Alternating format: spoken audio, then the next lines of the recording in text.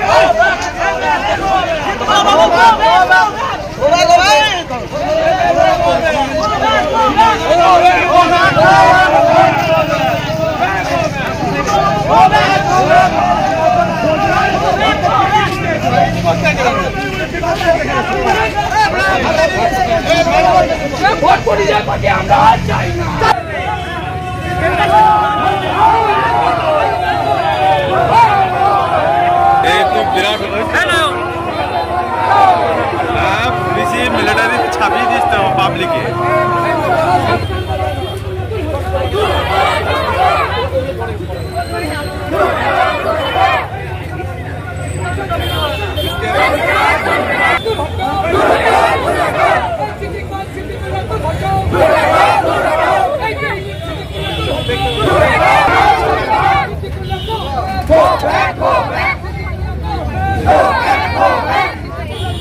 আমি শুধু বিধায়ক নয়, বর্ধমান জেলায় 16টি বিধায়কের মধ্যে সব থেকে বেশি ভোটে আমি জিতেছি 35,000।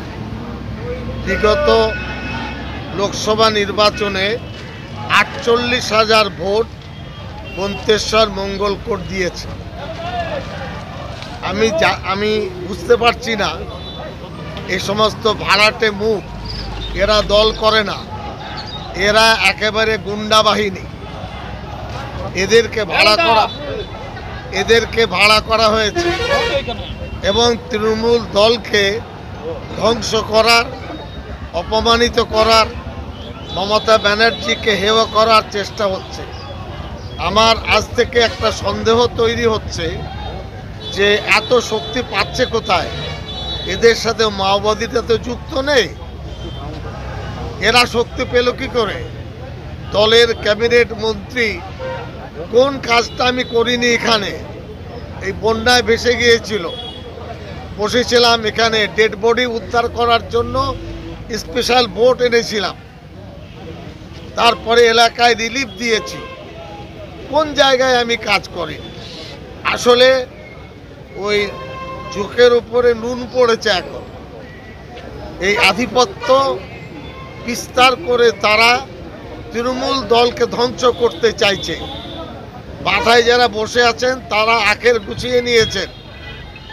গ্রাম পঞ্চায়েতের সদস্য, প্রধান, সমিতির স্থায়ী কর্মাধ্যক্ষ, দলের নেতা যারা আছেন, তাদের সমস্যা দাঁড়াবে যদি এই ধরনের কাণ্ডের সাথে, কর্মকাণ্ডের সাথে যুক্ত থাকে।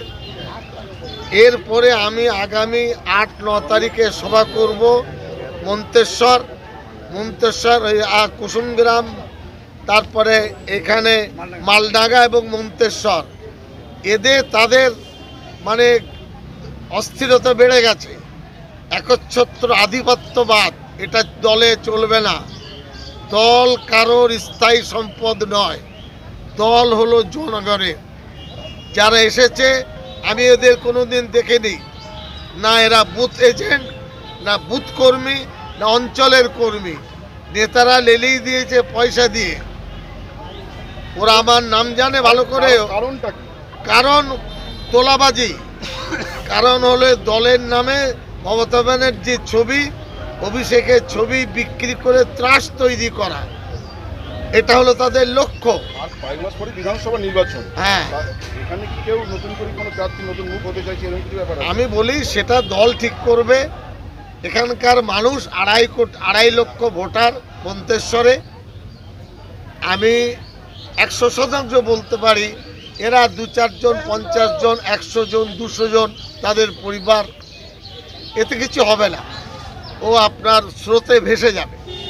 আমি শক্তি দেখাইনি, দেখালে আমাদের কর্মীরা যারা পতাকা ধরে ভোট করে, এখানেও 1-2 বাহিনী আছেন যারা তোলাবাজি করে, তাদের গায়ে খুব লেগেছে, সামনে আসতে পারছেন না।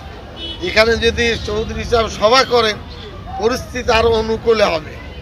আমি নিজে মুখ্যমন্ত্রীকে, অভিষেক ব্যানার্জিকে পরবর্তী ক্ষেত্রে সুব্রত বক্সির সাথে চিঠি চাপাটি দিয়ে যোগাযোগ